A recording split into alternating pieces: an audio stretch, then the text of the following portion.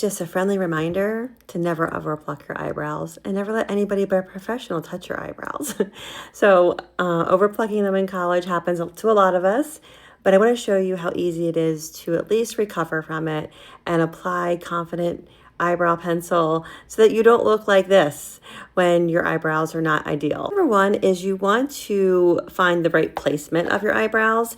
I have this little tool I love using because it shows me where my eyebrows should actually start. So I'm able to start the brow pencil. I put a little mark right here where it is, and that is exactly within the range of the tool. And that you can see how much eyebrows I am missing. So this just gives me like a general starting point. You can also use your pencil, hold it at the base of your nose. You can see exactly where the line is. That's a good indicator of where your brows should start. And I just start using the Mary Kay Defining Brow Pencil in soft hair-like strokes through my brows.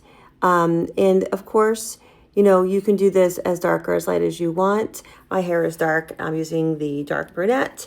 If you are blonde, you will use blonde or dark blonde. And we also have a brunette pencil as well as a black pencil as well. So it just depends on your hair color.